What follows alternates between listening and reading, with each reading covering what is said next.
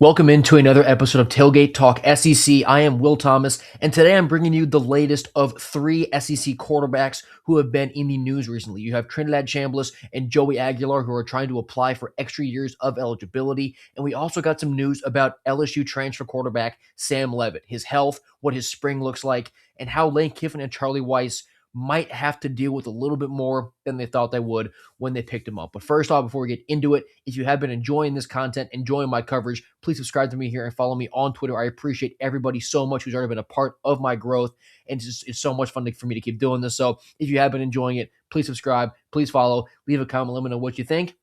And let's get into it. So we're going to start off with Trinidad Chambliss from Ole Miss. So it came out last night that the NCAA denied his appeal for a sixth year. Now, that does not mean that he's done.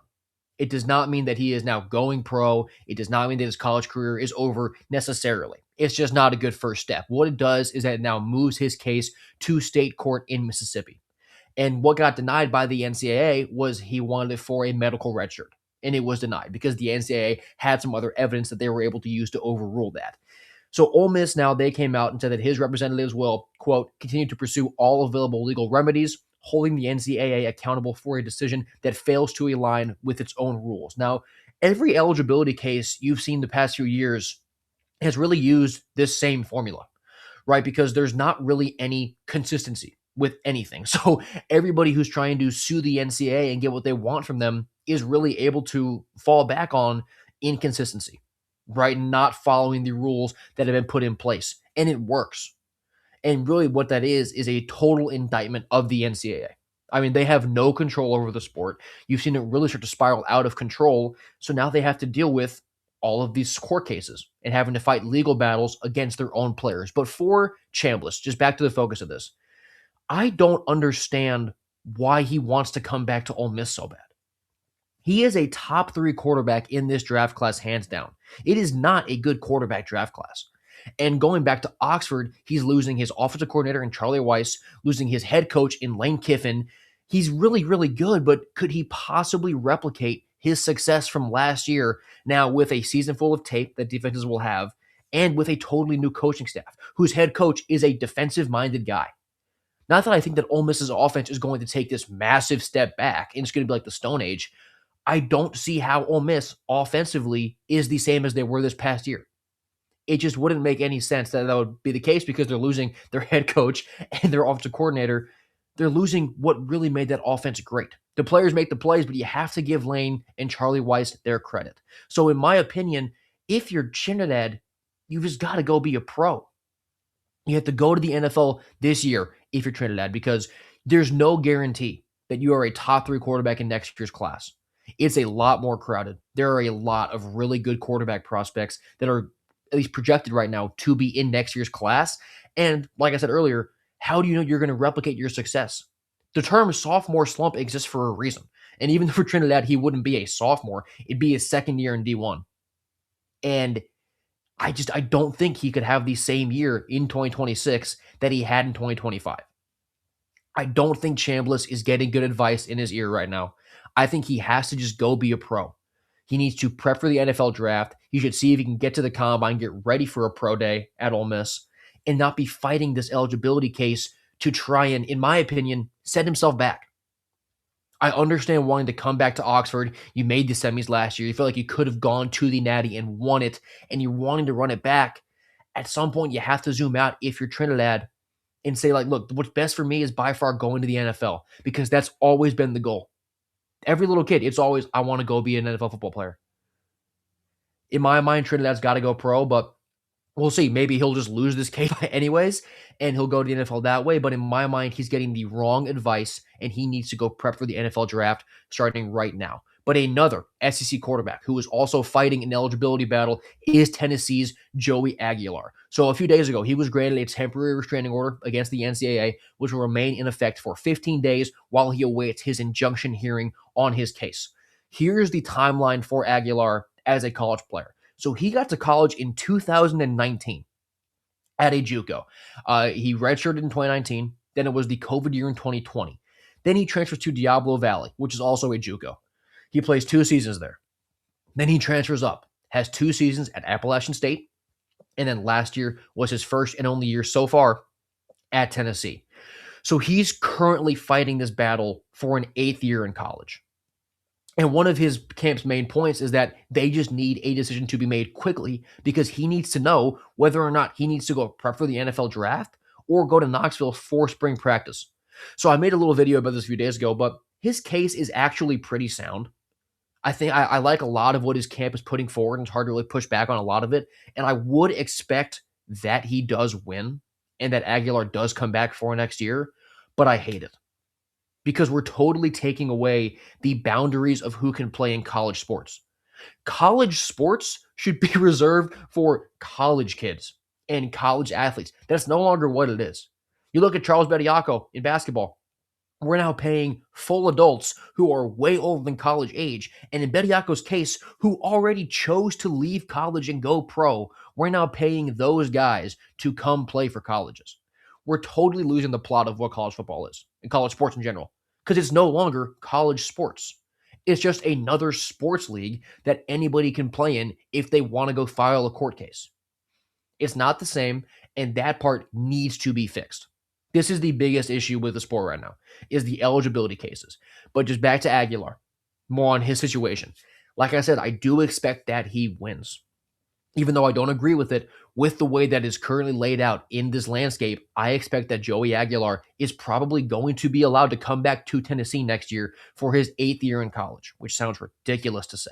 But with Aguilar coming back, that really would propel Tennessee up in my preseason expectations, those rankings, because now you have a returning starter at quarterback who, despite his problems that I highlighted a lot, which were interceptions and inconsistency, he put up really good numbers. He was a very good player for Heupel in that offense. So getting year 2 with Heupel, with a guy like Mike Matthews out wide, Tennessee's offense would look a lot scarier. So this really is a big-time case for the outlook of Tennessee going into next year, and obviously just kind of a landmark case for the sport as a whole. Because even though the NCAA is going to want to say this ruling only applies to Aguilar, like what Joey's doing, a lot of it rides off what Diego Pavia did last year. So if they approve Aguilar, sure, it can be this is a one-time thing for Aguilar's case specifically. A bunch of guys next year are then going to come at the NCAA citing this case as we need to be consistent. You did it for him. Why can't you do it for me? So it's a tricky slope. It's got to get fixed, but I do expect that Aguilar will likely get this approved and come back to Tennessee for next year. And then the final guy, this is not an eligibility case. It is just an injury update. It's Sam Leavitt at LSU. So at Arizona State last season, he had that injury that cut the season short. And now that he's with the Tigers, Lane Kiffin said yesterday, quote, Sam will be able to throw some and participate in 7-on-7 stuff in the spring, but probably not the team stuff. I read that and immediately the alarm bells started to go off in my head because this is what we heard about DJ Lagway last year, the entire offseason. Now, it is worth noting that at least coaching-wise, the Florida staff is nowhere near what LSU's staff is in terms of quarterback development, just all that whole process. So that is worth noting. But quarterbacks who can't participate in practices and can't go through full speed reps and just have to do it mentally, they're put a step back by default. It doesn't matter how good you are as a player. You could be the world's best, smartest quarterback. If you're limited to mental reps and not doing full speed, you will be a step behind. That's just how it goes. And you can add that to Sam Leavitt having to learn a new system in a new conference with a new coaching staff. I get nervous about it. And I also, this is probably going to be a bit of a hotter take. Excuse me. I don't really know why I should be so infatuated with Leavitt at LSU in the first place. He's rated very highly in the portal. He was thought of as one of the best portal gets. He took all these visits. I never saw it because Leavitt, in his career with Arizona State as a starter, has played 3 games versus SEC opponents. It was 2 against Mississippi State and 1 versus Texas. In the first game in 2024 against State, he was 10 of 20 passing for 69 yards, 0 touchdowns, 0 picks. Against Texas in that Peach Bowl that year, he was 24 of 46 for 222 yards, no touchdowns, and a pick.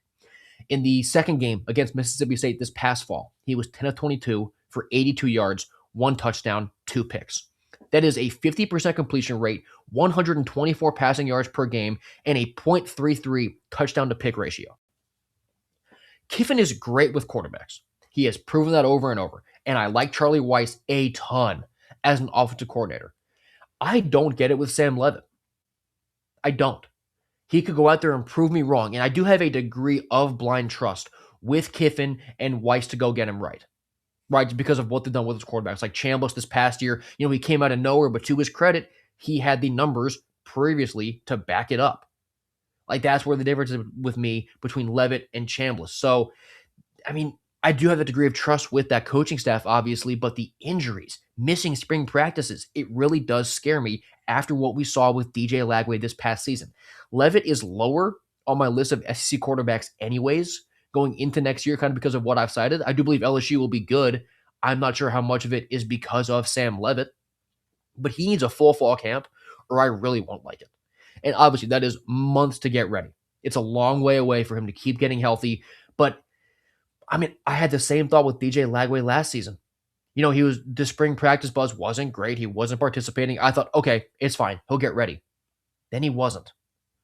Injuries have a really, really keen ability of being way more annoying than they should be.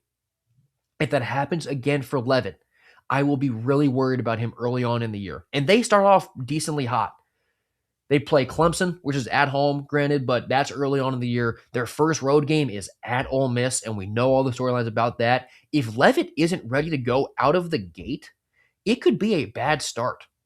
And LSU could be behind the 8 ball to make the college football playoff really early on, which seems to be the floor expectation for them going into next season. But we'll see how Leavitt's injury, keeps developing, what the updates are. But for right now, I'm a little bit nervous because of the injuries, but also just because I'm not in love with Sam Leavitt like a lot of other people are.